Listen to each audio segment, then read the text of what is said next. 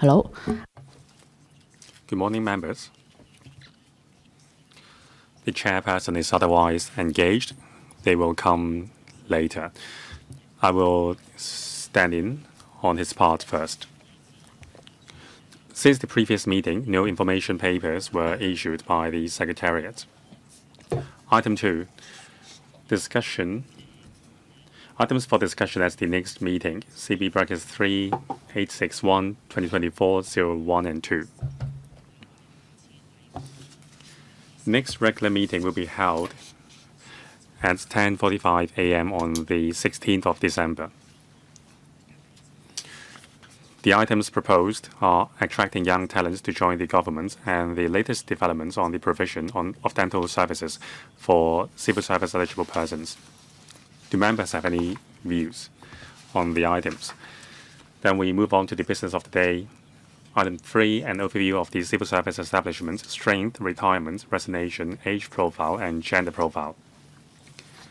Will the Secretariat please now invite the government officials to come in?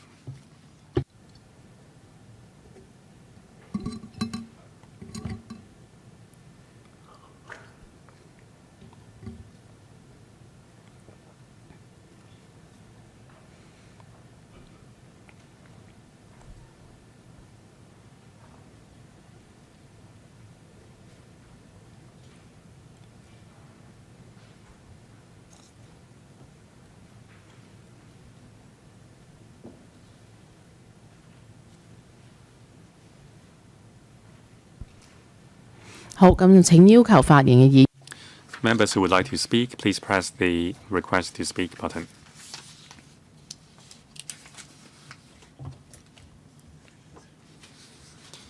We will now invite Mrs. Ingrid Yang, Secretary for the Civil Service, to walk us through the paper. That's LC paper number CB386103. Thank you, Chair. In order for the panel to understand the general situation of the civil service, we regularly report the overall establishment, strength, wastage situation, age profile, and gender profile of the civil service to the panel. Today's paper lists out the latest situation as at year 2023 to 4. The civil service in Hong Kong is recognized for its efficiency, integrity, impartiality, and professionalism. It plays a pivotal role in fostering effective governance as well as maintaining the stability of the city. Over the past 10 years, the size of civil service has grown moderately in response to socio-economic development, but generally may remain at a level commensurate with the increase in public services. There are some 192,000 posts in the establishment, and its strength is around 173,000. To ensure the sustainability of public finances, we have strictly controlled the establishment and maintain it at zero growth so that the level is not higher than that by the end of March 2021. In the year 2024 to 25, we will maintain zero growth for the civil service through redeployments, reprioritization, internal redeployments, and streamlining of work process and adoption of technologies. Bureaus and departments will cope with the workload so as to maximize the utilization of our manpower. On wastage, in 2023 to 4, some 9,300 civil servants left the civil service. 60% of them were due to retirement. Now, in the next 20 years, the natural wastage rate will gradually decline and then stabilize. In 2023 to 4, the retirement rate has declined from the peak 2 years ago. In terms of age, the average age of civil service is lower than the average age of the labor force of Hong Kong. Now, for new civil servants under the age of 39, the number has increased over the past year. They account for the highest proportion in the civil service. Concerning gender profile, in year 2023 to 4, female civil service accounts of 38.7% of the civil service in the year, around the same level compared with last year. The female directorate percentage has risen to 43.8% from 36.8% 10 years ago. It shows that our equal opportunity policies have yield results. To attract more professionals to join the civil service, we have stepped up on publicity and recruitment. For example, extending the recruitment scope to undergraduate students in the penultimate years, organizing large-scale job fairs, and providing more internship opportunities for the youth, as well as intensifying promotion efforts overseas. This will enhance the understanding of job seekers in the civil service work. And also, we will launch a digitalized basic law and national security law test in next year. It will help speed up the recruitment process. In the future, through providing a more attractive career prospects and through training, we will retain and recruit more talents.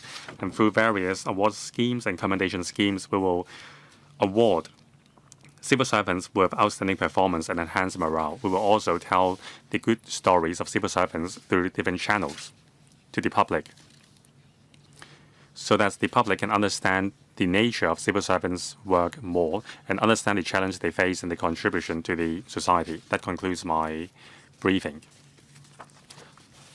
8 members have pressed the button. They are Dr. Frankie Yang, Mr. Ronnie Chan, Lam Chen Sing, Kwok Wai Keung, Dr. So Chang Wing, Mr. Zhao Xiu Chong, Lai Dong Kwok, and Tong Li Jie. Mr. Frankie Yang, please.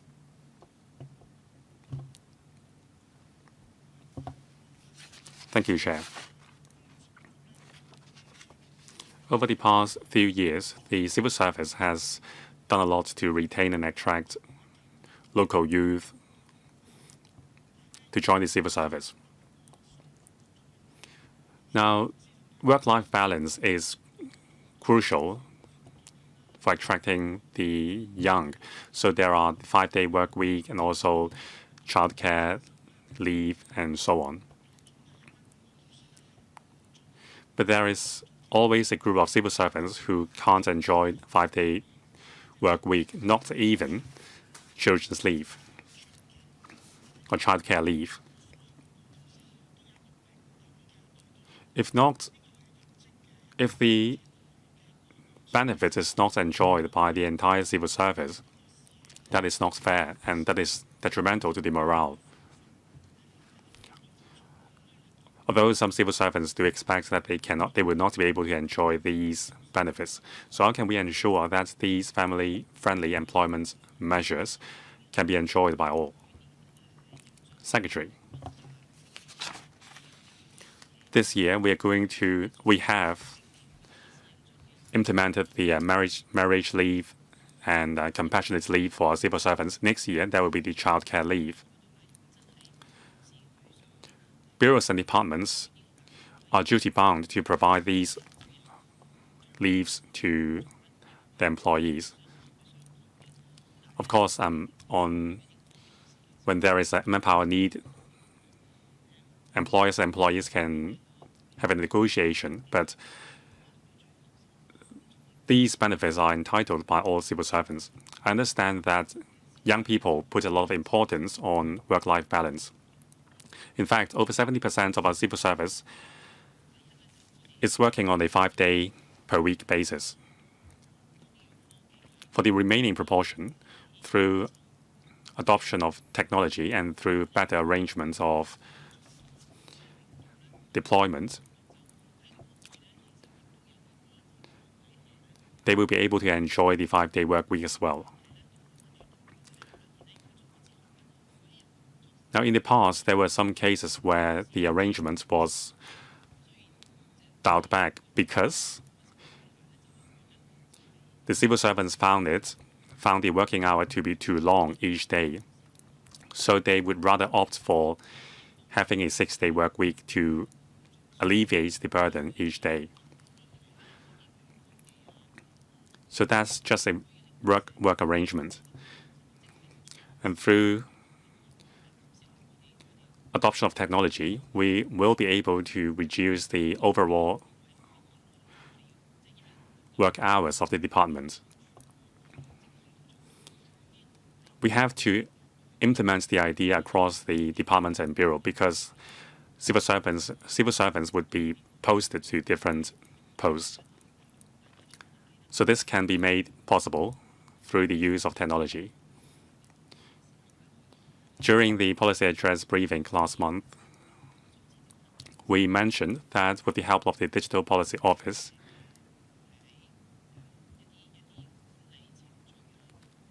we will streamline management process. The Digital Policy Office, together with other directors, will visit individual departments to identify room for streamlining workflow streamlining. That will also help turning the remaining proportion of the civil service into 5-day work week. Mr. Ronnie Chen. Thank you. I have 3 questions. We will be maintaining zero growth for the civil service. The Secretary said through digitalization, the additional workload can be coped with. So is there a quantified analysis on how much cost is saved through digitalization? On retirements, among the 9,300 wastage, 60% of them were due to retirement. Now, 61% on the other hand, 61% of directorate staff who left the civil service was because of retirement. It usually takes longer for the government to recruit directorate staff. So what is your plan in dealing with the retirement wave among the directorate staff? Now, to replenish the civil service, for those who are well-performing and for those who have potential, they would be given more training opportunities, and they will be posted to different posts. Now, is this a must for prospective candidates for promotion? Is there a fixed tenure? In the private sector, some senior managements have to be posted to at least 3 positions for 2 years each before promotion. Do you have a similar arrangement for the civil service? Secretary. On maintaining zero growth in the civil service, we will do our best to digitalize our work process. We will also streamline and reprioritize our work. For those with a lower priority, we would deploy less manpower to handle it. In terms of quantifying the results, that is rather difficult. In different grades and in different departments, the results would be different. For example, in the immigration department, after the establishment of the e-channels, fewer counters are needed. That saves a lot of costs in terms of time and manpower. That is easier to quantify. It would be less so for other departments.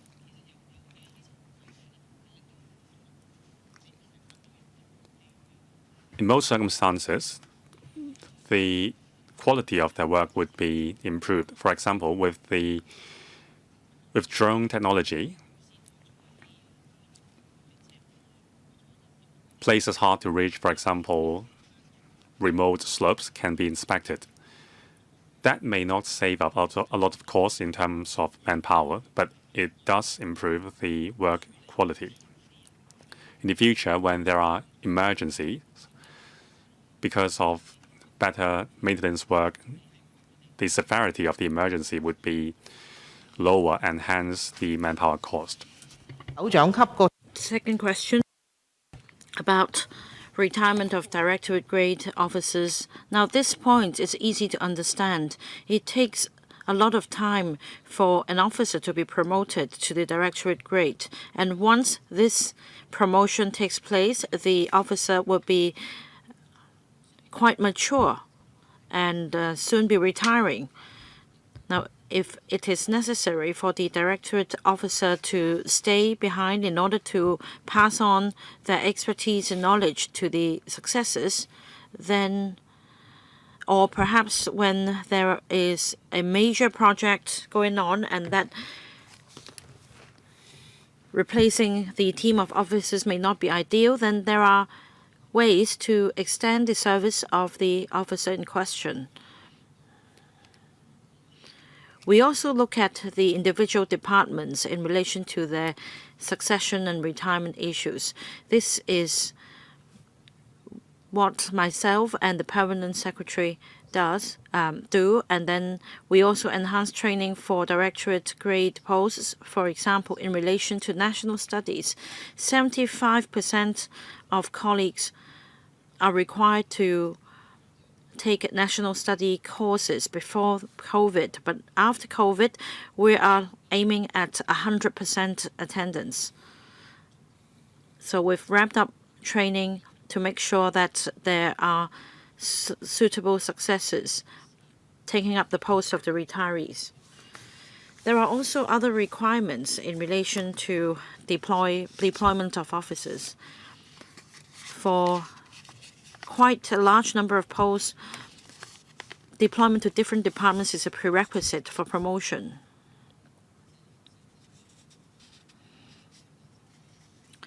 Now, for officers performing well already, there is some sort of a contradiction, because for the good performers, the department, of course, would like to keep them within the department, but it's a pathway to promotion. So this is what the department has to do. The officer has to be deployed to different departments to gain experience. Now, different departments have different rules, but in general, we do take this matter very seriously.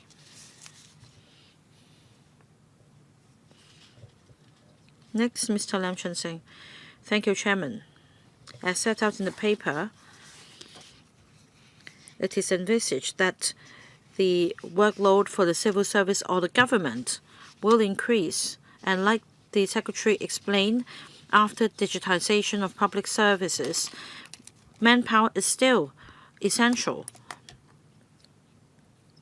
The estimates have been cut by 1%, and the government will continue to maintain the civil service establishment at zero growth. Against this backdrop, I think that the actual posts may also have zero growth, because the civil service establishment overall has maintained at 172,000 posts.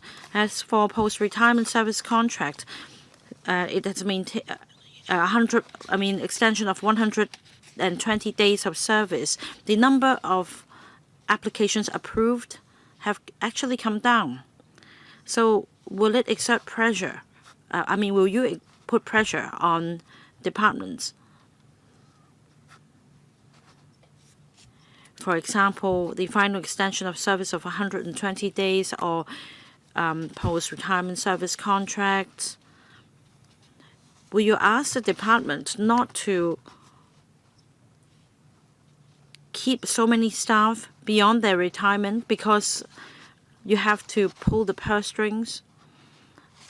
And will the situation change only when we're able to turn around the deficit by 2026-27? And about grade structure review, for some departments, I know that there are rules to follow, rules such as recruitment difficulties or fundamental changes to some of the posts in question. For non-disciplined services, it's very difficult to push forward the grade structure review. Now, lifeguards is one example. Because of insufficient lifeguards, swimming pools are often closed, and the government's solution is to outsource the service altogether. Another point is, after amending the dentist registration ordinance, the dental hygienists and therapists in clinics have seen major changes in their job description. For example, for the post of dental therapists, they at the moment only work in the Department of Health clinics, but after amending the legislation, these therapists will be able to join the private sector. Will this cause a brain drain? Is it necessary to conduct a grade structure review for the grade in question? I know that the government will be telling me that it's difficult just to undertake a GSR for a particular grade or post. But can you tell me, as long as the rules are followed and the prerequisites are met, you will conduct a GSR so as to retain manpower for individual grades? Now, let me clarify. I refer to the use of technology. In some cases, using technology can help save manpower. In some other cases, however, technology helps us achieve quality. Technology helps us to go deeper. So that does not necessarily mean manpower savings. In recent years, we've asked relevant government departments to achieve a 1% cut. Now, these resources could be spent on recruiting new officers, retaining retiring officers, or otherwise. There is no limitation. Or perhaps it may entail some cost savings not related to manpower. It's for the head of grade to make this decision. I don't see a direct impact on manpower in general. Now, for retiring civil servants working under the final extension of service arrangement of the PRSC arrangement, the figures differs for different departments. It depends on the situation. Now, there may be a surge of workload for a particular department or some tasks that require special knowledge or expertise, and the post can only be filled by a seasoned retiring professional. Let me turn to GSR. For lifeguards, we're not short of lifeguards on civil service terms. We don't have any difficulty recruiting, civil service lifeguards. We have difficulties, however, in recruiting seasonal lifeguards because it's seasonal in nature and people may have full-time jobs.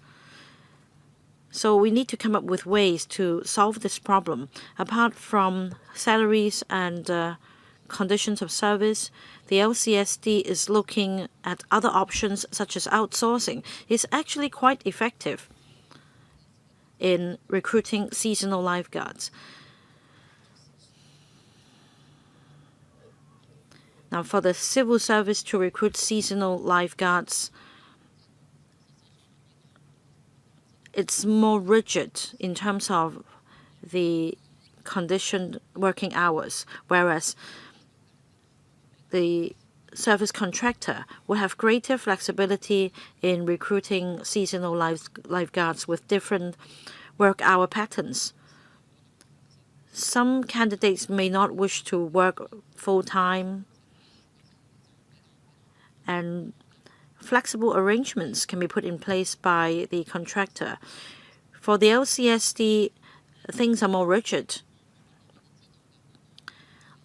Our dental services, yes, we're aware of the legislative amendments. Be it dental hygienists or other auxiliary staff or supporting staff, their job descriptions have changed in terms of the job requirements, salaries, so on and so forth. We are going to review all these matters. Dental therapists. Have you answered Mr. Lam's question? Yes, we have. We are aware of this change in terms of the entry requirements, academic qualifications, remuneration, etc. We're prepared to drive a change. Now, I'd like to turn to what you said just now about lifeguards and seasonal lifeguards in particular.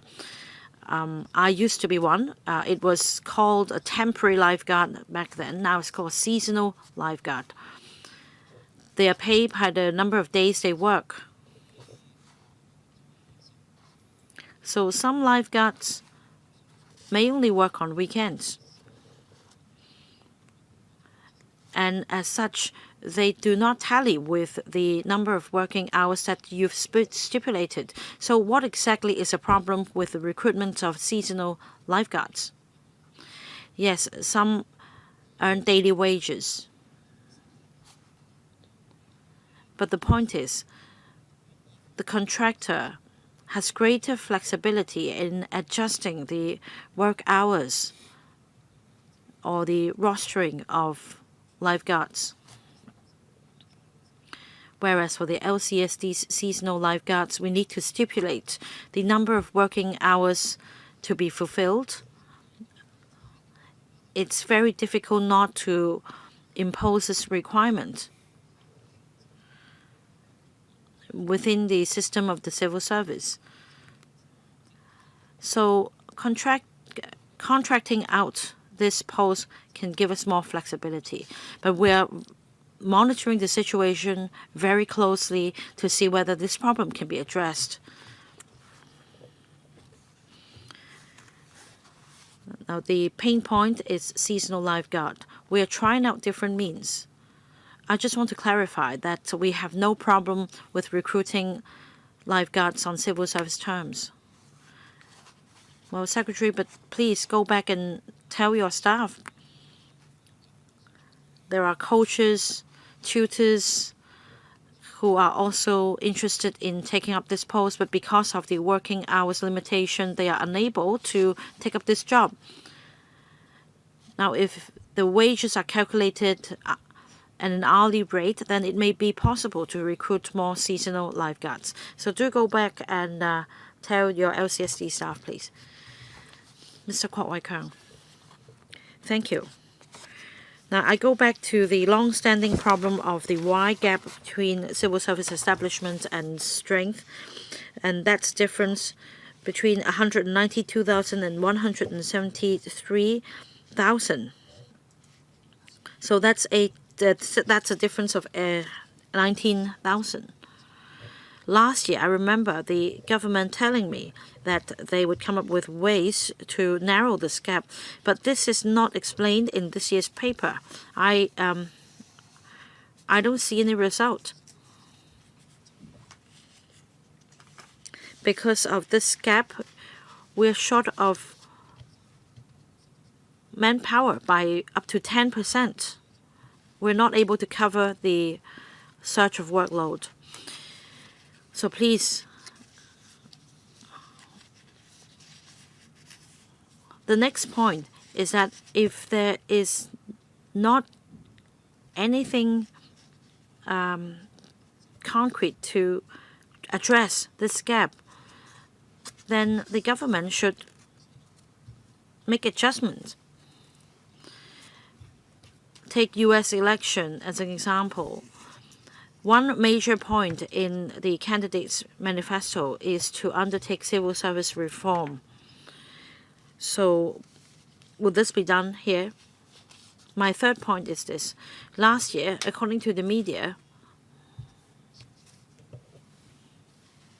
apart from senior government officials joining mainland training programs, even junior staff can be admitted to training schemes in the Greater Bay Area.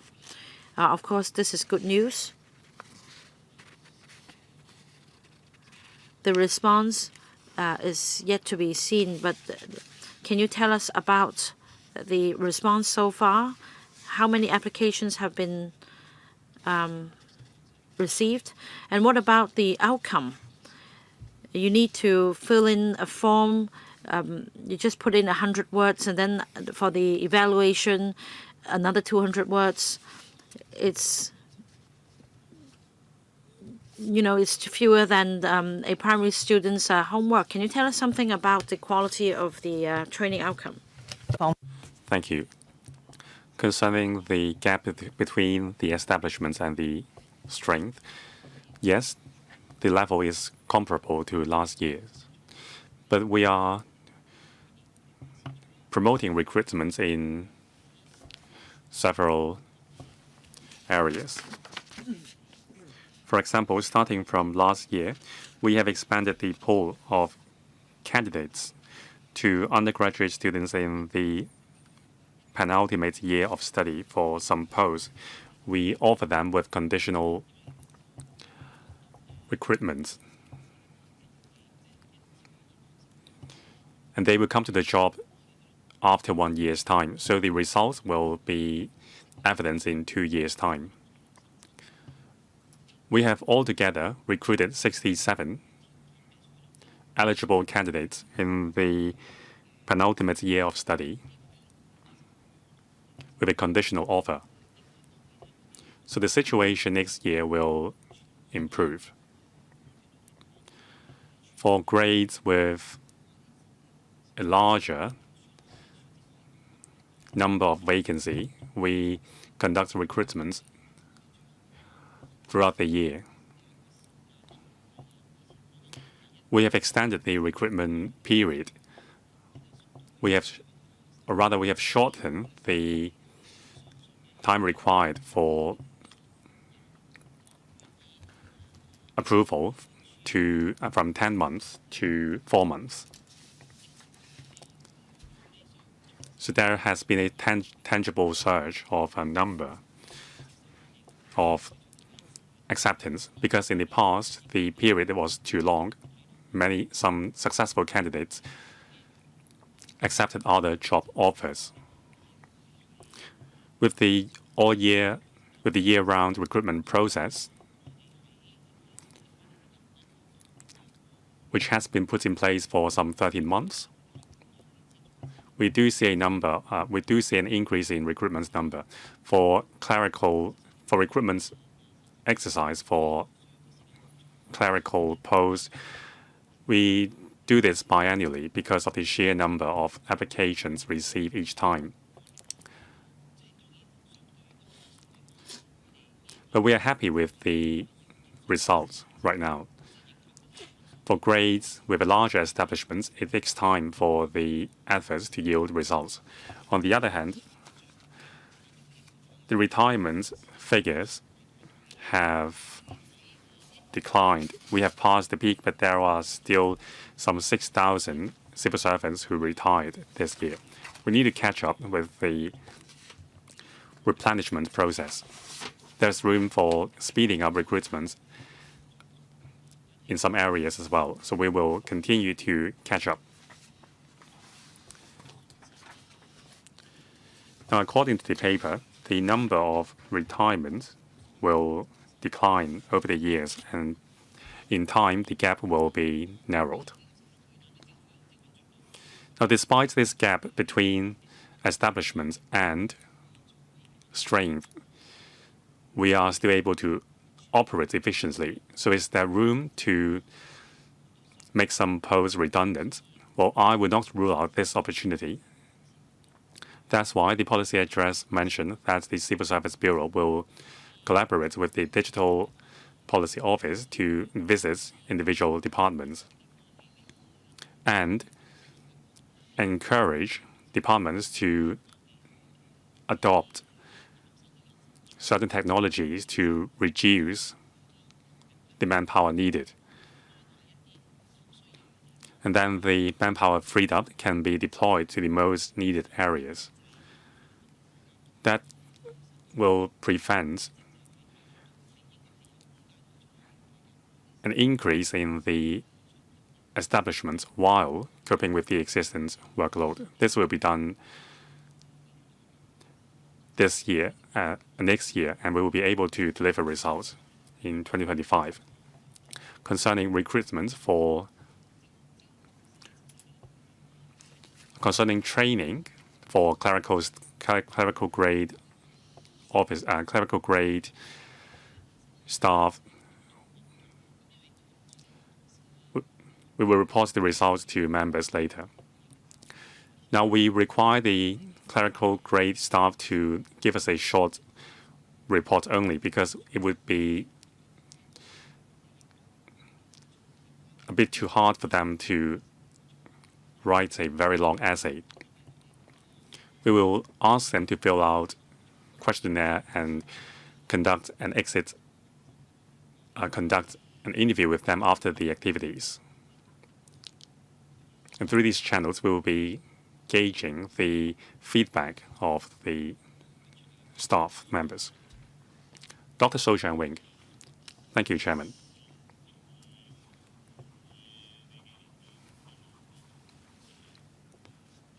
Over the past few years, the government has been maintaining the establishment at zero growth, and we are beginning to see the result. The paper gives us a very clear background of the overall structure of the civil service. My question is similar to that asked by another member. The paper gave us a very comprehensive set of data. So there are some 173,000 serving civil servants. Every year, there are hundreds of thousands of candidates applying for a job within the civil service. For those under 29 years old, they account for some 50% of civil servants coming on board. So these are very encouraging figures. So in the recruitment process, you only selected 10,000 out of the hundreds of thousands of candidates. Why is that? Is it because of the quality of the applicants? And also, every year you have a vacancy of 10,000 posts, and you are selecting only 10,000 candidates. It seems the figures match too well.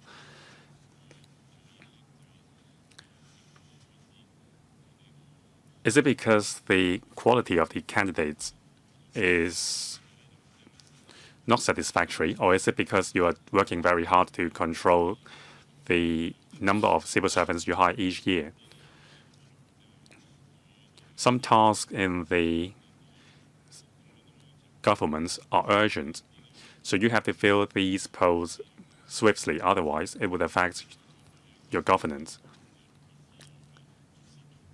So how will you prioritize your recruitment process to fill these vacancies first? Second, AI has become a trend in the world.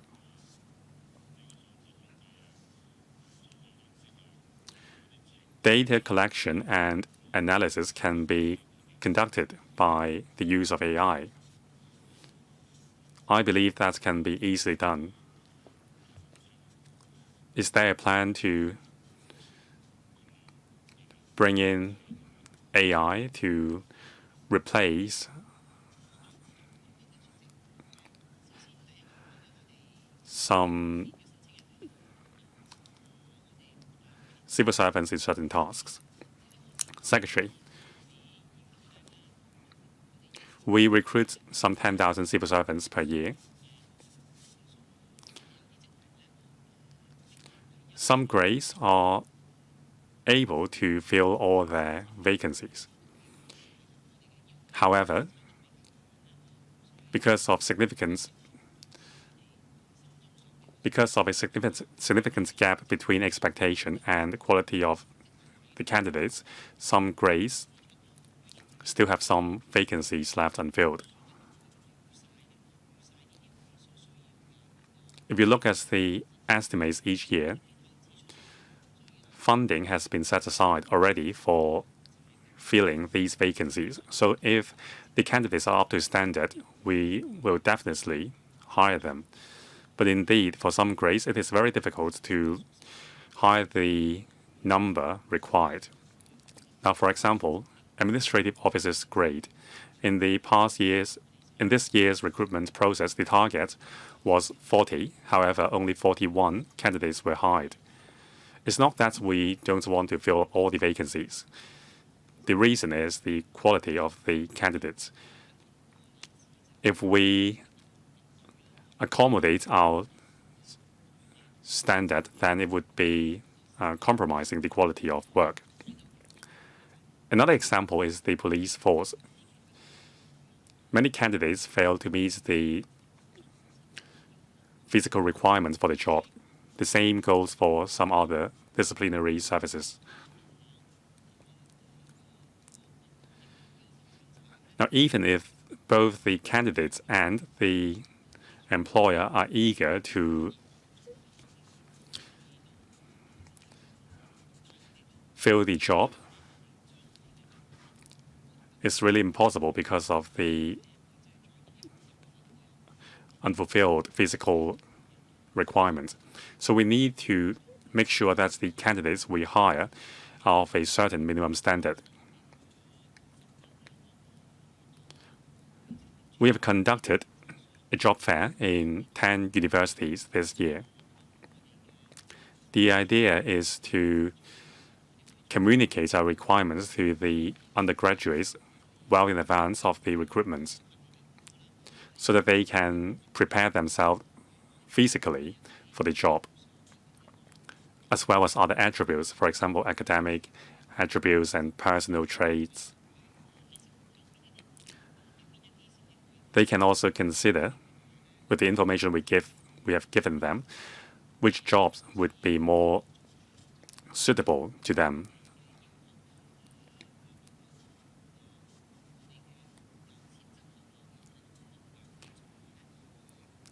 So by clearly communicating our requirements to potential candidates, the candidates can better prepare themselves to meet our requirements. Second, the use of AI. This is part of our efforts to adopt technologies widely. You may have heard the Secretary for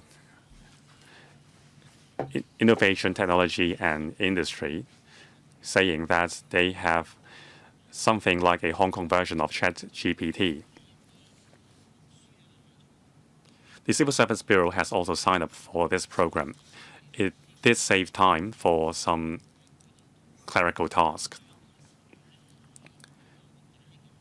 So the time freed up can be deployed to other more urgent areas. It also helped alleviate our manpower strain as well. Next, Mr. Charles Xiu-chung. Thank you, Chairman. My question is about the vacancies in the establishment. Now, according to Mr. Kwok Wai-keung, there are too few civil servants handling too many tasks. Now, the number is 173,000. That's the strength. The establishment, however, is 192,000. The vacancy rate is 10.2%. So the figure has remained above double digits over the past 70 months. That means over the past year, we have 9 people doing a 10-man job. So there is a huge gap between the establishment and the strength. We have been concerned about the issue for many years. Now, last November and this March, I've asked the same question at the same platform. I'm going to ask the same question again. Is the government determined to fill up all the vacancies? Or do you have the KPI at least to narrow the gap between establishments and the strength? It is 10% at present. Can you reduce this to 9% within a year and 8% within 2 years? Do you have the courage to set this target? Well, I believe the answer of the Secretary will be that the government is definitely determined to do this. But that's it. Now, you have extended the recruitment process for degree jobs to penultimate students in universities. There are also some other improvements. However, the vacancy rate is still high at 10% over the past 17 months. Even if I believe you are determined, is the Secretary incapable of narrowing the gap between the establishments and the vacancy? Are we outcompeted by the private sector in terms of recruitment? My second point is this. In order to boost staff morale,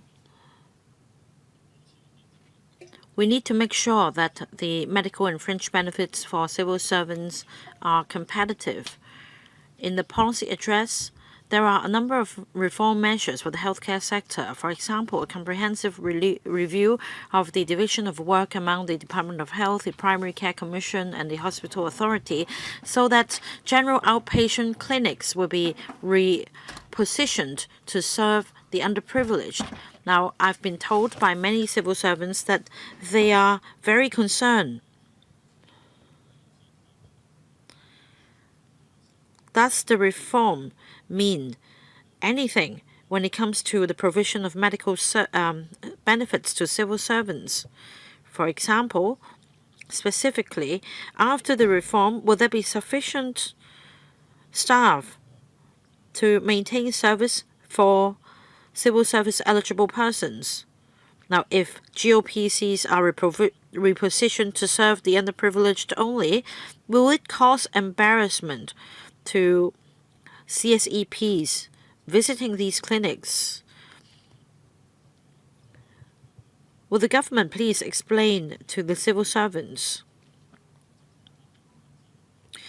And are civil servants eligible persons eligible for the services provided by the district health centers?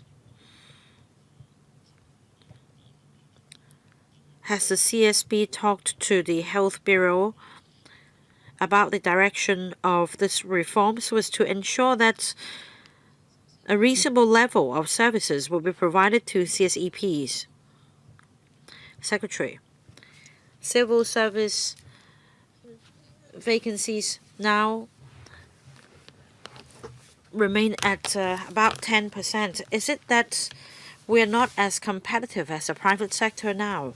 Let me explain to the member that we have introduced measures to ensure that we recruit sufficient manpower, but there are other factors beyond our control. For example, the total workforce in Hong Kong is shrinking. According to our manpower projections, the manpower crunch is expected to continue for years to come. These are factors beyond our control. In light of this, we don't think the best way to go about it is to formulate KPIs. However, I do agree with you on one point. In terms of the timing of recruitment, more should be done.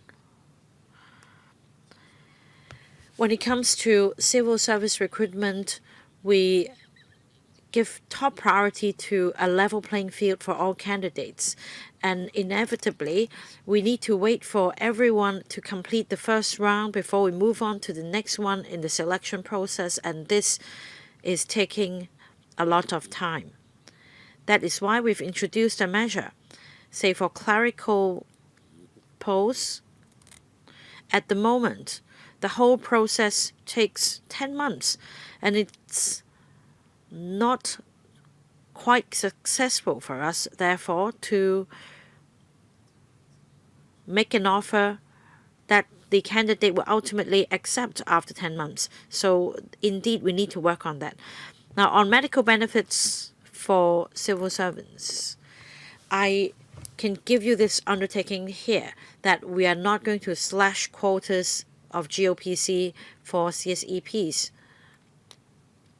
Regardless of the target service users of GOPC, quotas for CSEPs will not be affected. Now, about district health centers and community pharmacies, whether CSEPs will be eligible to the services as well. According to the contract, services for the CSEP are to be provided by the Department of Health and the Hospital Authority. Community pharmacies and DHCs are at the moment not under the portfolio of these two bodies. Once they were, when the timing is appropriate, we'll explore this option with the relevant authorities as to allocate some quotas for CSEPs because of the efficiency of community pharmacies. So we're going to explore this option with them. Mr. Lai Tong Kwok. I can understand from members' questions that we're all concerned about civil service vacancies. The Secretary also explained the relatively high vacancy rate among disciplined services. Recently, I put forward a written question in the Council. According to the Security Bureau, the number of vacancies for all disciplined services stood at 8,797 in total. So there is a widespread concern about these vacancies. Yes, the vacancies in the police force are relatively high in number, but that's also the case for other disciplined services. I've made a comparison between the current vacancy rates for different disciplined services and the figures in 2022-23. These figures have not come down. According to the Secretary, this is all due to the same entry requirements imposed.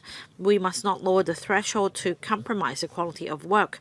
So the government was not able to scout the right talents. However, I do believe there are other means. For example, according to the government in paragraph 12, the departments and bureaus may flexibly deploy various measures for extending the service of civil servants to retain experienced civil servants who have reached their retirement age so as to meet specific manpower needs. In April 2021, the Hong Kong Police Force rolled out a new scheme. For police officers who joined the civil service before the 1st of July year 2000, they can apply for extension of service. For other disciplined services, however, they have decided not to join this scheme for various reasons. Now, if we are unable to recruit sufficient manpower for the disciplined services, and that represents a long-standing problem, why can't we introduce other measures for the disciplined services? Other disciplined services should follow the example of the police so as to address the manpower crunch. It is a crisis. Like the Secretary said, at the moment it takes 10 months to sign an employment contract with an officer, and for the police, the candidate will need to go through the police college, and altogether it will take 2 years or so before the officer is ready to serve the public. And meanwhile, how do we maintain the level of public service? Now, Secretary, you should invite other heads of heads of discipline services to put your heads together so that measures can be introduced to alleviate the manpower problem. Secretary. The management of discipline services have carefully considered whether to adopt the approach of the police. But according to these discipline services, this approach may not be suitable for them.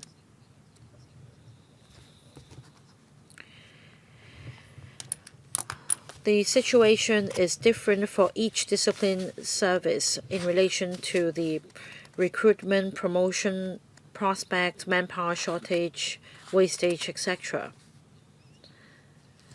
Now, the management of other discipline services have considered this scheme and they've decided not to go ahead with it at the moment.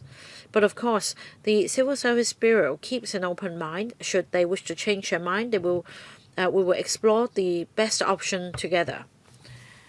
I just want to explain to the member that they have carefully considered this option. But this is a persistent problem.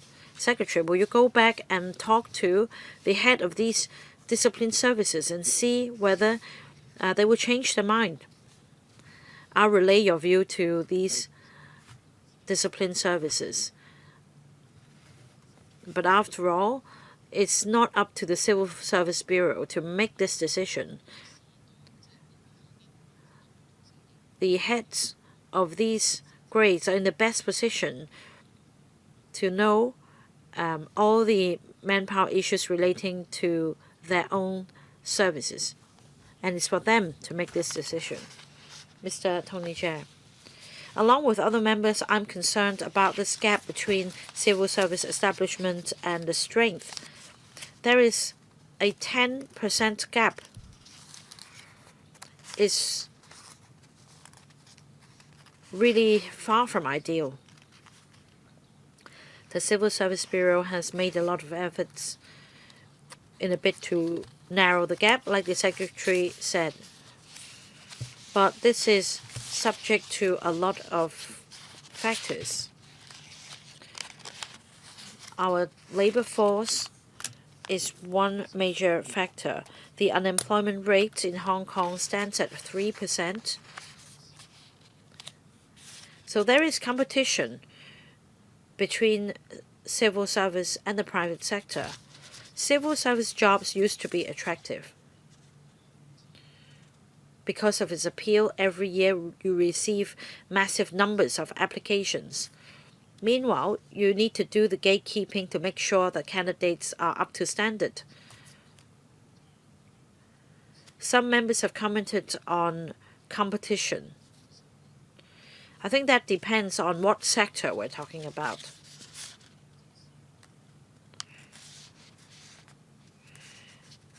There could be a prevailing manpower squeeze for both public and private sectors. Take doctors as an example. Now, for the construction industry or my sector, government jobs are actually quite appealing. We often hear about complaints from the private sector that the government is causing the brain drain because, from the private sector to government jobs. Now, my follow-up question is this. I think there's a tendency to recruit younger candidates. This is also reflected in your figures.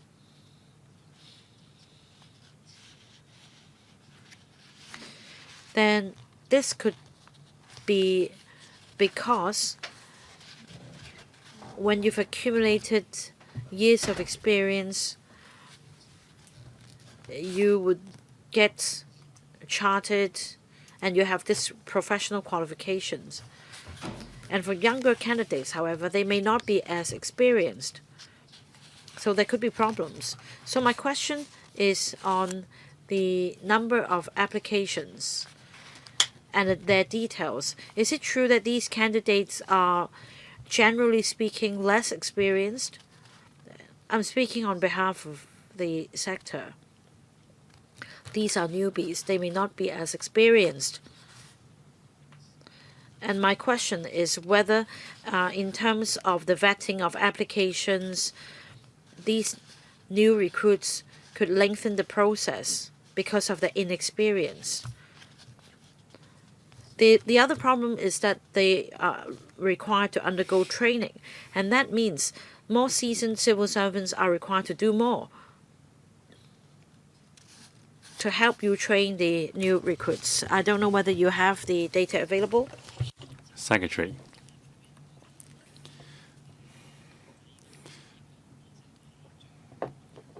We don't have sort of an age in mind when we recruit candidates. We don't favor candidates in a certain age group. As long as the performance is good, we will hire the candidates. Concerning a certain category of professionals mentioned by Mr. Tong Lijie, we don't have the breakdown.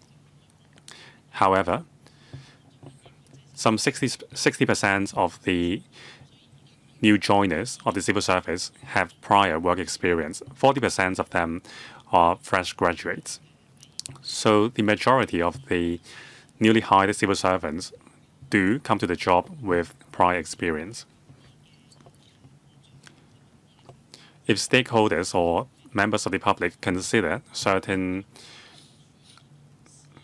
approval process too slow or too long, it may not be due to the inexperience of the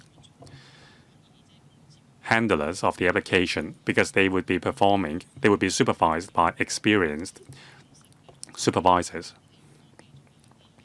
As I said, together with the Digital Policy Office, as well as experts in human resources utilization, we will review the workflow and work process and identify room for streamlining.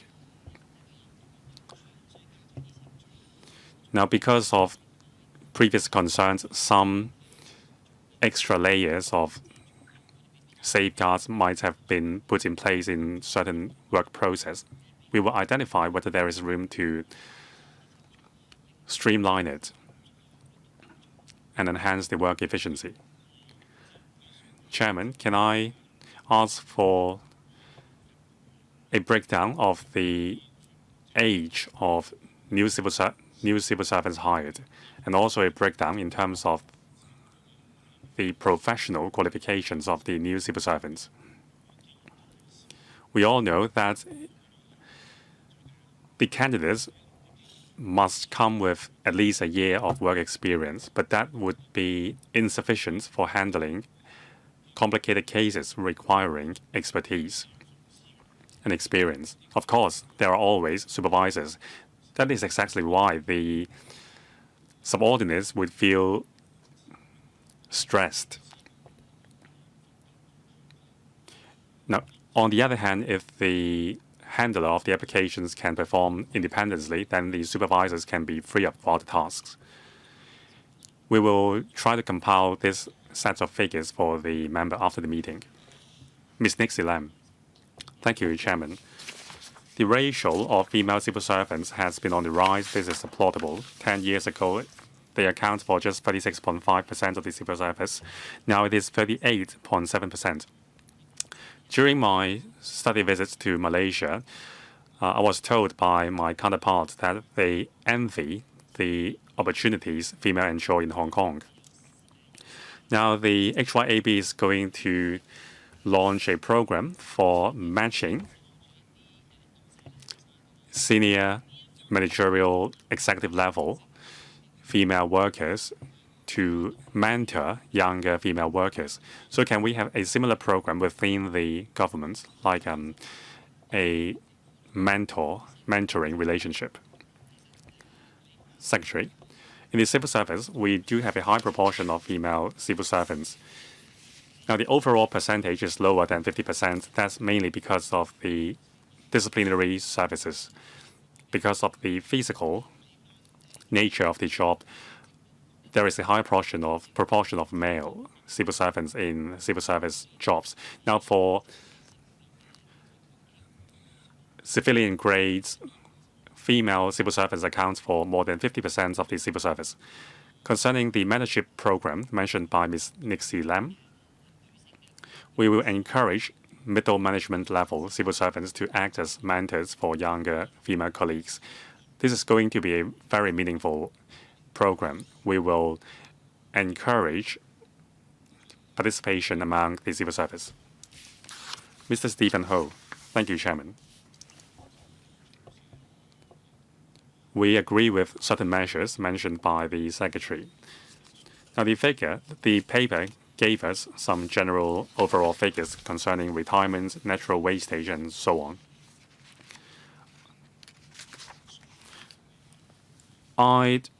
I'm rather interested in learning about the departments with poorer figures. For example, several days ago, according to a newspaper report, there is a high vacancy rate among some disciplinary services.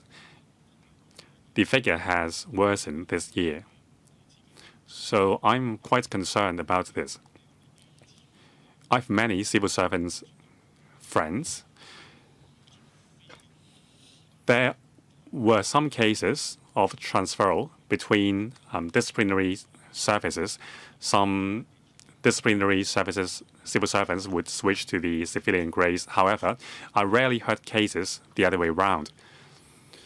Now, the figure of vacancy in disciplinary services is poor.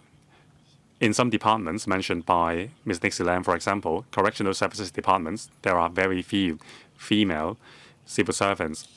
Now, for some prisons,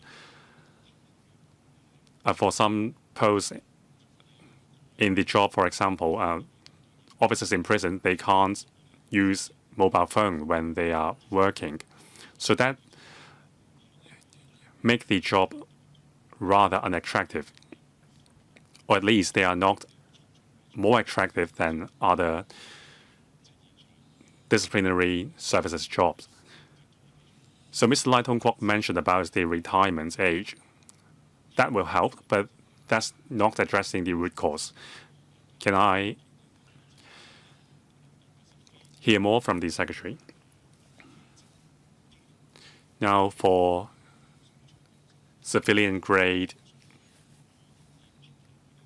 posts, usually the vacancy would be temporarily filled up by non-civil service contract staff. So do you hire these people through headhunting companies? Are they up for the job? Now, these people may not have the professional qualifications, but still they can perform the job more than adequately. So can we adjust the establishments to make these posts permanent? Secretary, I understand the member's concern about the vacancy rate in the police force. That's 18%, according to the last council. Now, for the FSD, it is just 2%. For the immigration department, just 4%. Government flying services, 15%. CSD, 10%. The customs, 9%.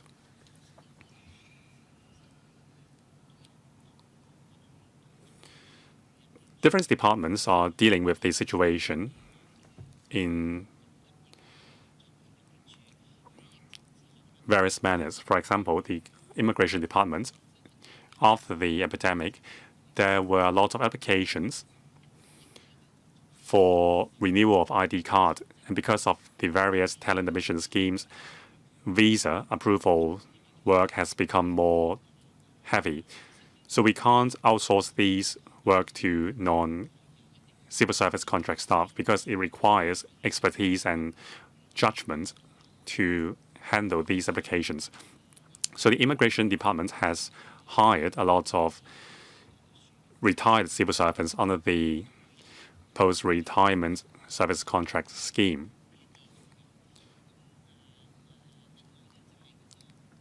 Approval has been sought with the CSB for this purpose. In terms of making the remuneration package and fringe benefits package more attractive, every 10 years, we would conduct a grade structure review on the disciplinary services. The last round was in 2021. Some adjustments were made to the pay scale and the benefits package. There were some enhancements. The disciplinary forces found that effective. However, the results take time to manifest. There are external factors affecting the employment process. For example, we are vying for candidates with other private enterprises as well. It took you 10 years to complete the grade structure review for the disciplinary forces. I think some interim review every 5 years or 3 years are needed. Otherwise, if the situation exacerbates, it would be even more difficult for you to turn things around. Now, the overall grade structure review is done every 10 years. However, for individual grades with particular difficulties, or there is more training requirements to a certain position, then in between, the disciplinary forces can request a more frequent review with us. For example, if the qualification has become higher for a certain job, then the CSB would consider offering more benefits to the candidate based on the recommendations made by the Standing Committee on Remuneration. It is my turn. Many members ask questions about the establishment of the civil service. Over the past 2 years, the government has done its best and exhausted all means to make the recruitment process more flexible without affecting the fairness of the process. For instance, undergraduate students in their penultimate year can also apply for the job. Now, the police force is recruiting candidates all year round. Can other departments do that as well? At the police headquarters, there is a permanent counter for accepting applications. But it's not the case for other departments. Whenever there is a recruitment process, a recruitment board has to be formed. So we need to consider the way forward. Time has changed, and we need to ensure that there is adequate stream of new blood. Now, in the private sector, I have to make the decision to hire the candidates very promptly. Otherwise, they would go elsewhere. So we shouldn't wait until there is a large number of vacancies before conducting a recruitment exercise. We have to be dynamic and flexible. The establishment is 192,000. We need to reform our mindset.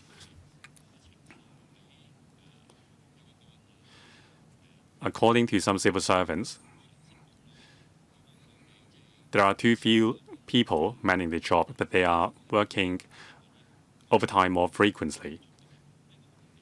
It is very undesirable to ask the serving civil servants to work overtime to absorb the additional workload. It would be detrimental to civil servants' physical and mental health, as well as the morale. So the Secretary should pay attention to this. This has a direct implication on the quality of service received by the public. Also, according to the paper, some 40% of the newly hired civil servants quit.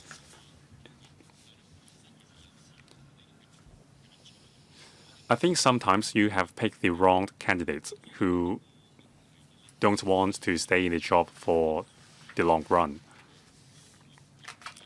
So after coming onto the job, how are we doing in terms of convincing the new civil servants to stay? Now, in the mainland, there are mental health stations for delivery workers. working on platforms. Secretary. 好啊，多謝。Thank you, Chair. As I explained just now, we agree that we could enhance the efficiency of recruitment. And I agree with Chairman, and we've been exploring this with different departments, that they should make sure there is sufficient manpower for the purpose of recruitment. For example, there should be officers designated for the purpose of selection and interviews, and they should avoid stretching out the recruitment process. And they should make sure that the same team of officials are responsible for recruitment to avoid double standard. Recruitment year-round has its merits, but then we need staff dedicated to this exercise all year round. For the Civil Service Bureau, we are able to do so, and we've done so with some results. For departments running into vacancies all year round, that perhaps they should join the year-round recruitment exercise as well. About the latest resignation rate of 1.8% of the civil service, that's really a very low percentage comparing to the private sector. In the private sector, according to statistics, resignation rate stands at the double-digit figure in most cases. So 1.8% is a really low figure. 40% of those resigning from the service have done so before the end of the probationary period. You could say that perhaps the candidate chosen hasn't been the right one, and it's a process for the candidate as well. For the new recruit, early on, if they know that their aspirations, their expectations are not met, or if they find themselves unsuited to this post, then they should leave early instead of dragging on.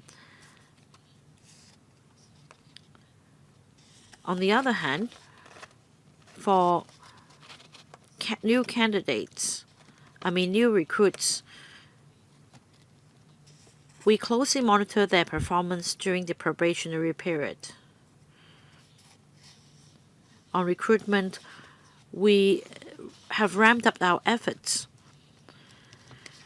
especially for graduate posts, professional grades. We don't just post job ads. We visit universities and hold seminars. We also have the large-scale government career fair and expos organized by the Hong Kong Trade Development Council.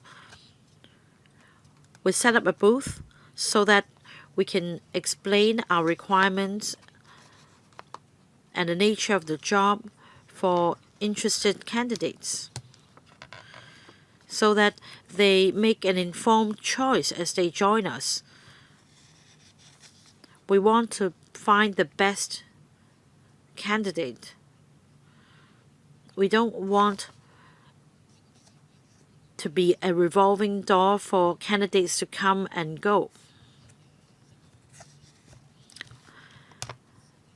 Apart from the website, we also have social media platforms. And on our Facebook page, on a regular basis, we post information about different jobs in the civil service so as to appeal to interested candidates. There may be people who were not aware of the jobs available and that they would become interested and apply for these posts. Mr. Kwok Wai Keung, second round, 2 minutes. Right, very quickly, Chairman, just to pick up on your last point, I have a similar point. Close to 40% of the officers resigning from the civil service have done so during the probationary period. In fact, when the private sector prospers, civil service recruitment tends to be more difficult, and vice versa, according to experience. Now, perhaps it's the case that the private sector is not rosy at the moment, and for those applying for a civil service post, they have to go through different hurdles, and they've thought carefully about their options. Have you any information about the exit interviews? Why are these people leaving the civil service?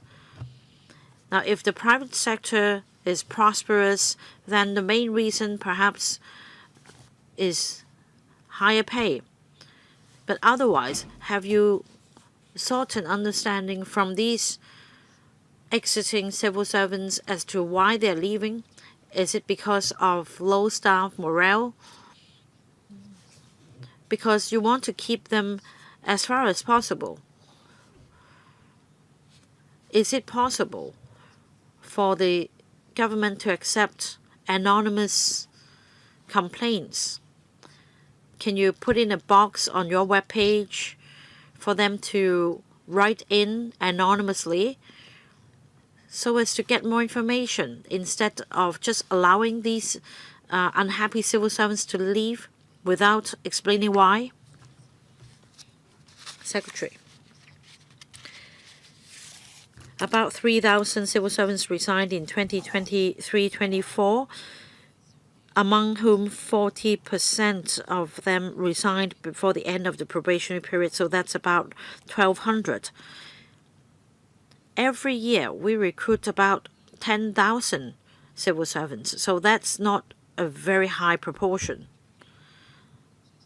Now, I need to admit that among these exiting civil servants, a small proportion of them are not really performing up to standard, and despite repeated counseling and warnings, they've decided to leave. So these are the civil servants that we don't intend to keep.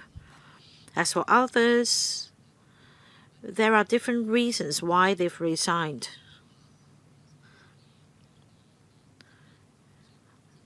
In particular, for graduate posts, we're seeing more and more civil servants leaving the workplace altogether to further their studies.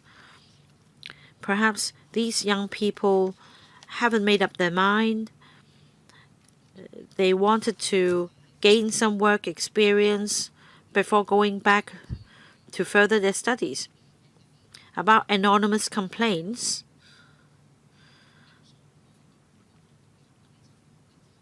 we often tell the management of government departments and bureaus that they should show more care for their staff, in particular for younger civil servants. The management should tap the powers of their sentiments and see whether they're running into difficulties. And on top of that, in fact, every day I receive a lot of emails and complaints from anonymous colleagues. We go through all of them.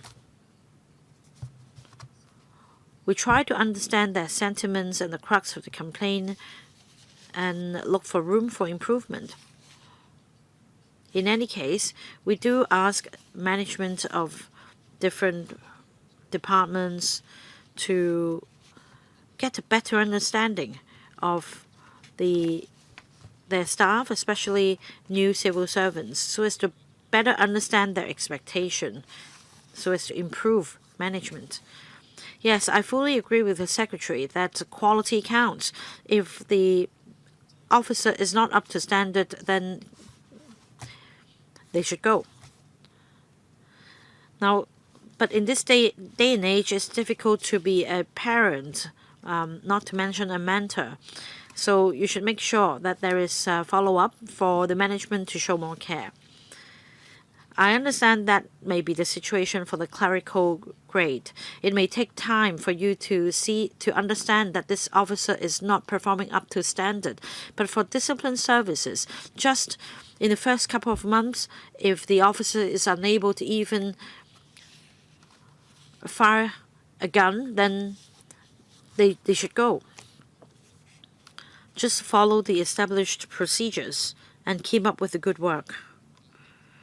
The Civil Service Bureau should also mount publicity to appeal better to young people in Hong Kong, for them to join the civil service.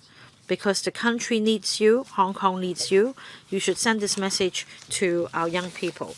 So that's all for this item. The next item is non-civil service contract staff.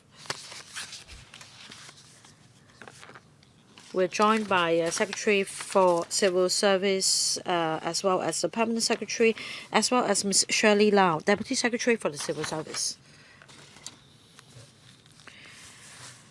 Secretary, would you please walk us through the paper? And members, if you're interested, please press the button. Thank you. Thank you, Chairman.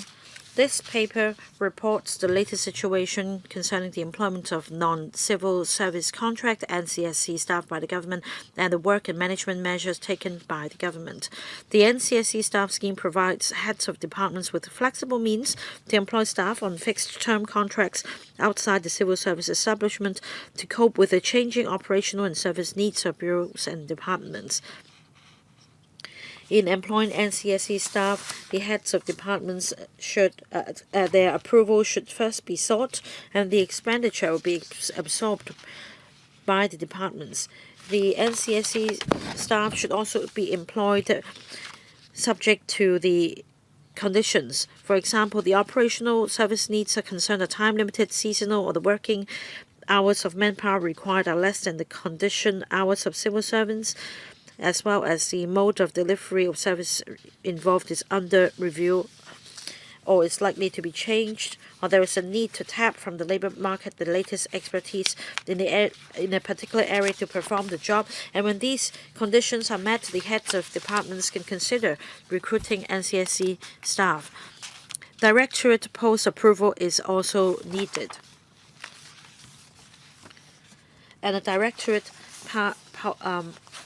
officer not below the rank of a deputy secretary should be responsible for monitoring the process.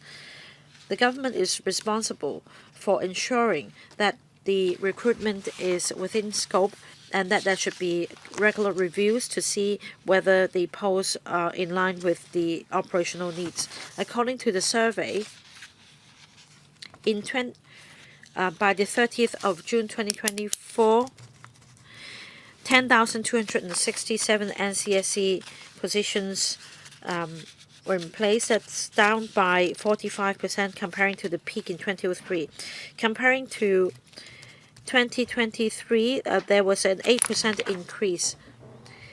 The number of NCSC staff recruited in 2024 increased because different departments had to recruit NCSC staff to meet the operational and service needs due to market fluctuations. For example, because of the talent admission schemes, the number of applications surged and the immigration department recruited 150 NCSC staff to cope with the demand.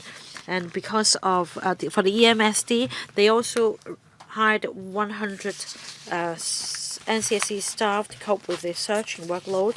We continue to conduct timely reviews for posts that have demonstrated the long-term need that they will be replaced by civil service posts. After the peak in 2006, so far 9,000 full-time NCSC positions have been replaced by civil service posts, and that means an accumulated reduction by half. We also review the conditions offered to NCSC positions to make sure that they are on a par with market levels. In 2024-25, pay adjustments for NCSC is comparable to civil service pay adjustment. On leave days, the departments offer the number of leave days that are more than that stipulated in the employment ordinance. For example, they enjoy 17 days of leave and also paid paternity, maternity leaves. We also have not more than 3 days of childcare or compassionate leave for them to meet their family needs. There are also 3 days of childcare leave for government employees. This is a new measure that is family friendly. NCSC staff also benefit from this new initiative. We'll continue to liaise with different bureaus and departments to ensure smooth operation of the scheme. My colleagues and myself are happy to take questions from members. Thank you, Secretary. The first member, Mr. Ronick Chen. Thank you, Chair. 3 questions from me. First,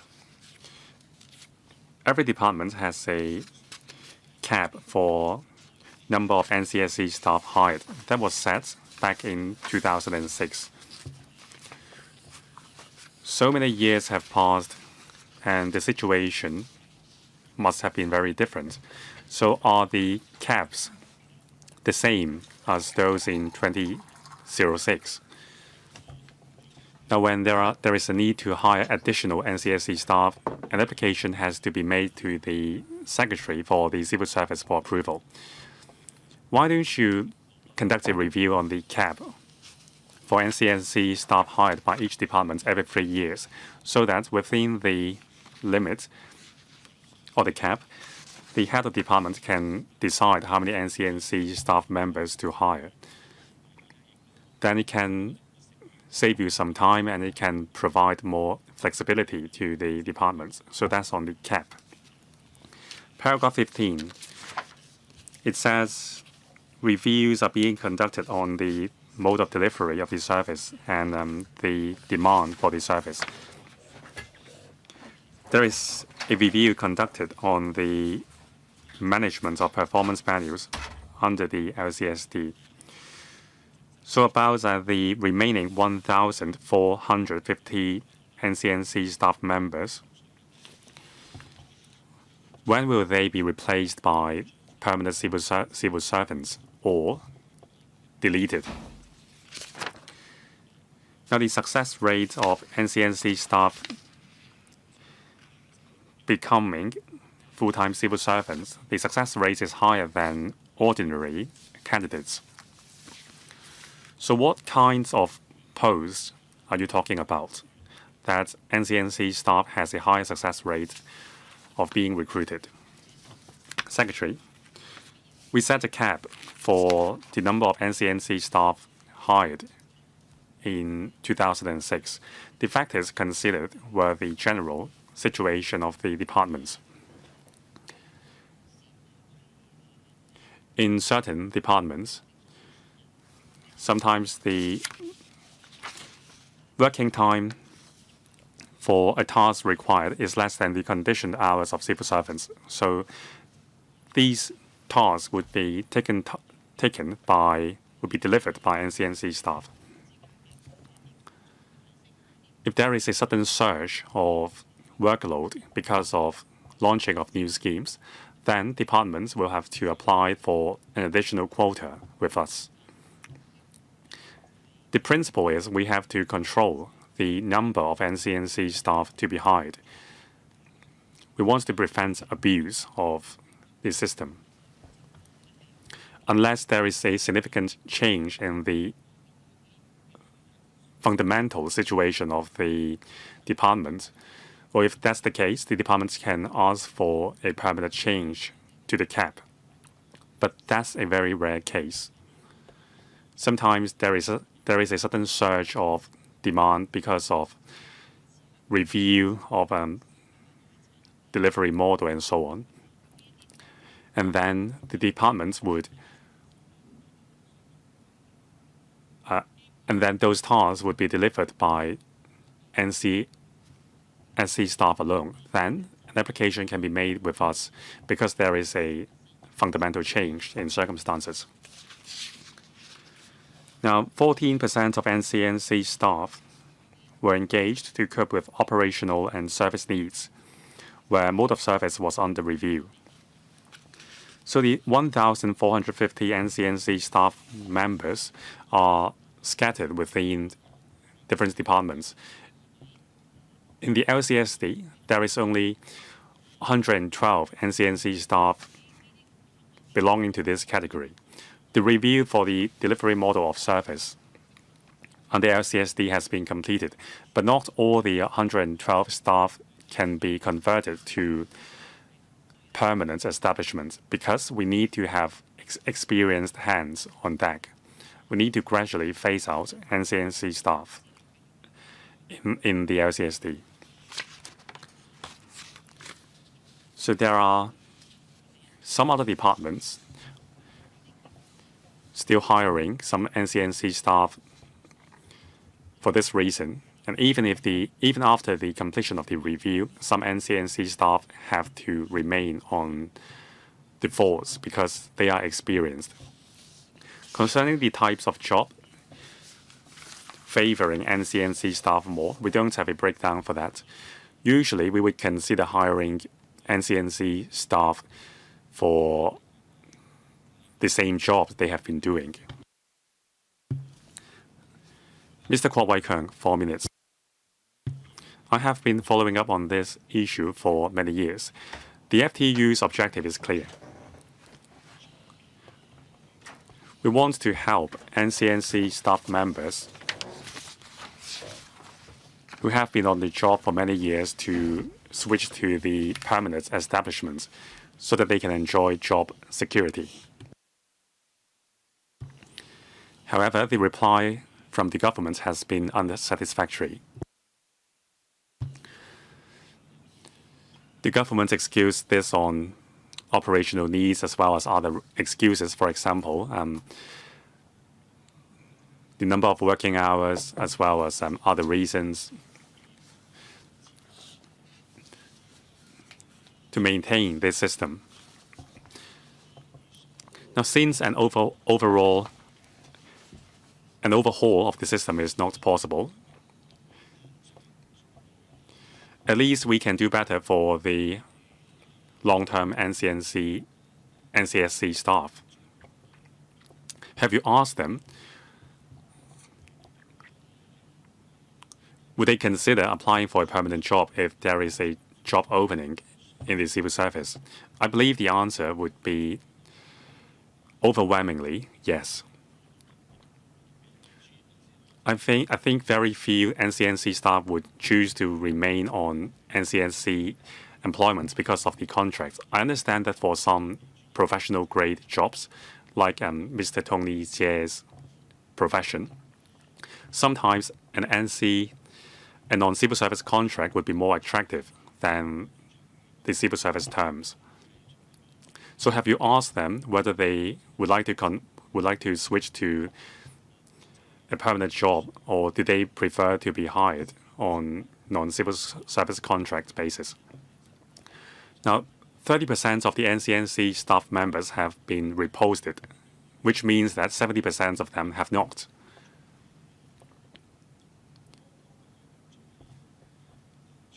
So does it mean that there is a long-term need for the positions that these NCNC staff are holding?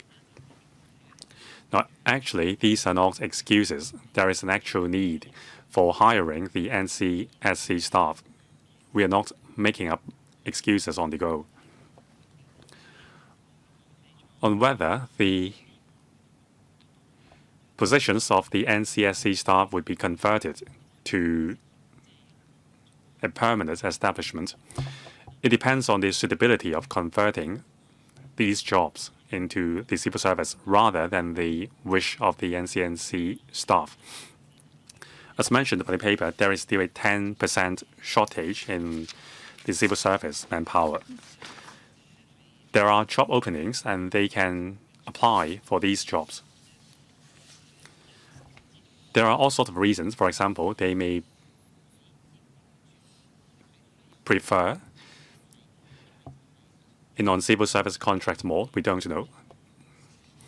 But the consideration behind is the tasks require the staff to work less than the conditioned hours of civil servants, or these positions are subject to the volatility in the job market. As a result, a NCSC model is adopted. And also, for some jobs, there may be a grade structure review undergoing. And also, there are also time-limited jobs and seasonal jobs. It seems that some of these time-limited jobs have a very long tenure. That's true indeed, because some time-limited jobs expected to last 2 or 3 years may have to be kept longer because of a delay in delivery. And sometimes reviews take longer than needed. But if it is feasible to convert the NCSC position to a permanent one, we would do so, because NCSC staff members will not be given jobs with a sensitive nature or require confidentiality. If they are permanent civil servants, we will have less qualms giving these jobs to the civil servants. So we will not be stingy in terms of creating permanent openings. Next, Dr. So Jianwing. Thank you, Chairman. As mentioned by the Secretary just now, there is a difference between the jobs handled by NCSC staff and civil servants. Now, as at the 30th of June, there were 90 NCSC positions replaced by permanent civil service establishment.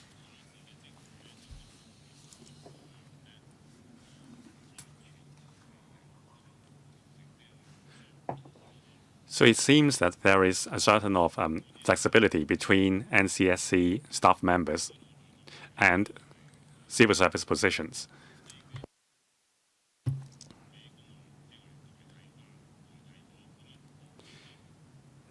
Now, some positions have been replaced by permanent jobs. That means that some 900 NCSC staff members need to find another job. Now, according to the paper, 44.7% of the NCSC staff have been working for more than 3 years, and some 4,000 NCSC staff members have been working at the same position.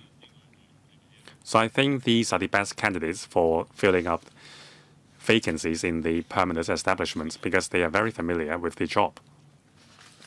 So is there a mechanism to encourage them to switch to a permanent job?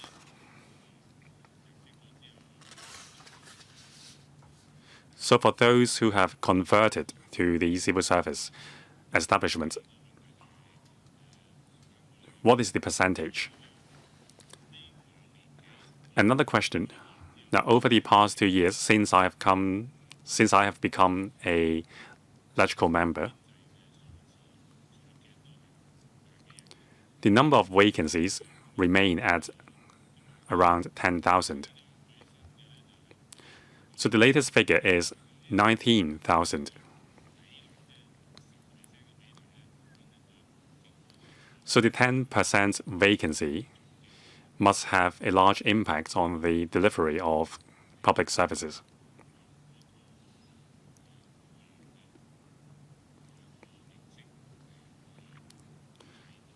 So have you been delivering the services and making up for the shortfall with NCSC staff? For NCSC staff, it would be easier to hire. Is that the reason? Secretary. In some cases, there may be similarity between the work of a civil servant and the NCSC. For example, some tasks may be time limited because of the ad hoc nature of these tasks, we don't tend to recruit civil servants. But at the end of, say, a trial or a pilot scheme, if the scheme is deemed feasible in the long run, then the relevant post may be replaced by civil service posts. But in some other cases, these posts may not be interchangeable. For example, the scope of work is rather narrow, and also in some cases, a civil servant may undertake tasks with sensitivity, but not for NCSC staff. They are not allowed to get access to confidential information. For civil servants, they are familiar with the practice of the civil service as a whole, and that's also for NCSC with experience in the government. So they enjoy a competitive edge when they apply for civil service posts later. But more importantly, when it comes to recruitment, we give top consideration to the performance. So they're not given any advantage when it comes to recruitment, but because of the posts these NCSC staff hold, they should enjoy an edge. I don't think my question has been answered. The gap stands at 19,000. Is it true that this will impact on civil service as a whole?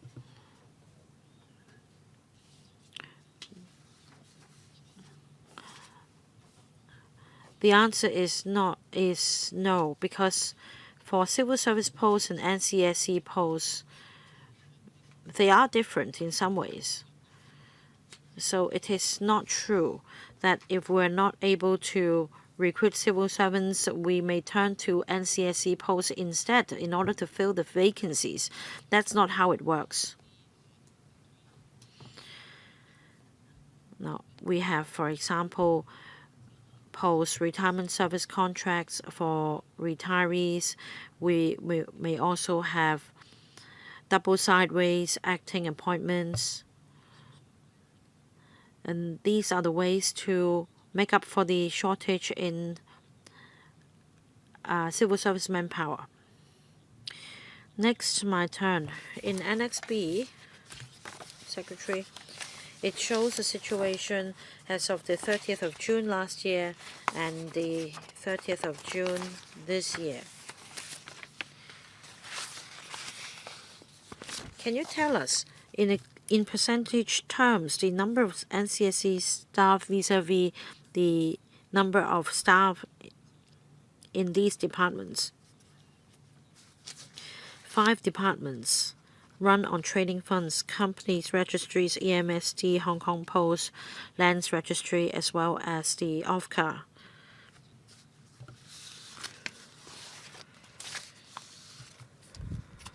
Hong Kong Post recruits a large number of NCSC staff. But in terms of management, operation, and the fiscal position, there is more to be desired for Hong Kong Post. Is there any way to improve the operation of this department?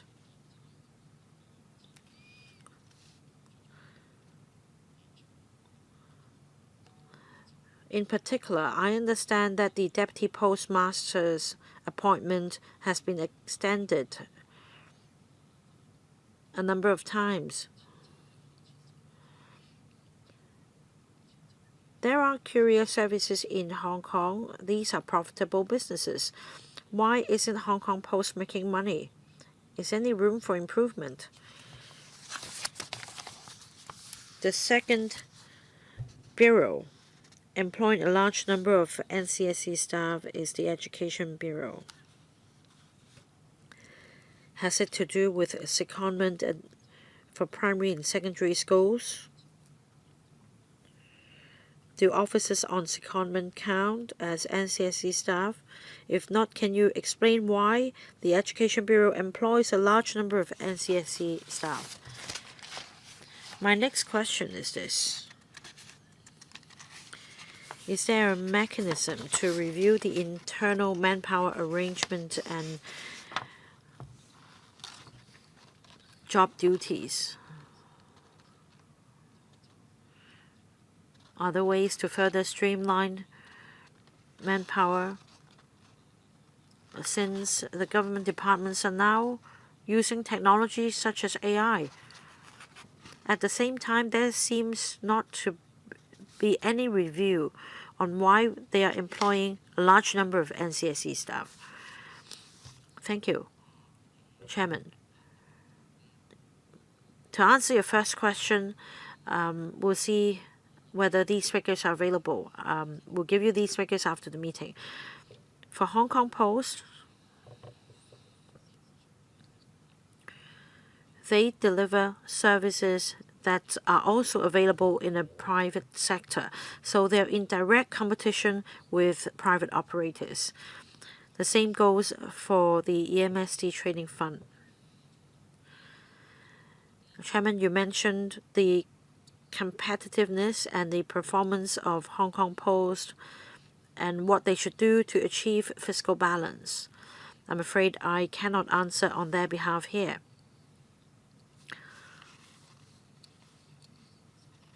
This question should be put to the Hong Kong Post, which is in a better position to explain about their operation and the areas of improvement.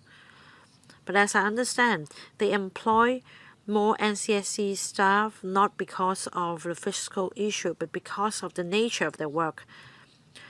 Many tasks require only 1 or 2 hours of work every day, and as such, it's difficult to recruit staff on civil service terms. They also recruit staff for the purpose of marketing and publicity. We do not have this training or expertise in the civil service. They need professionals well aware of what's happening in the market.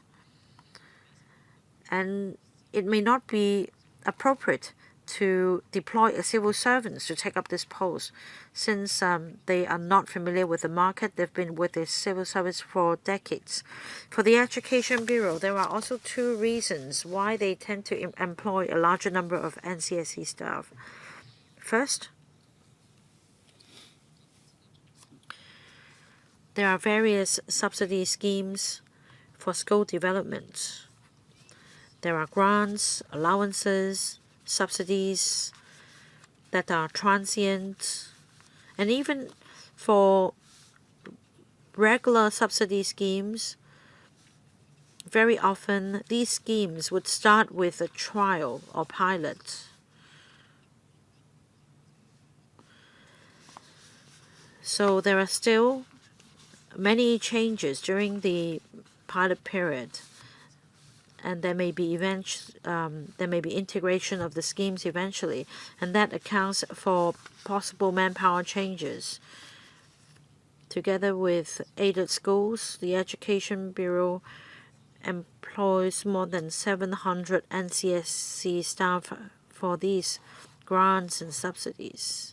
There is also a funding flexibility scheme for government schools to employ supporting staff such as clerks and cleaners.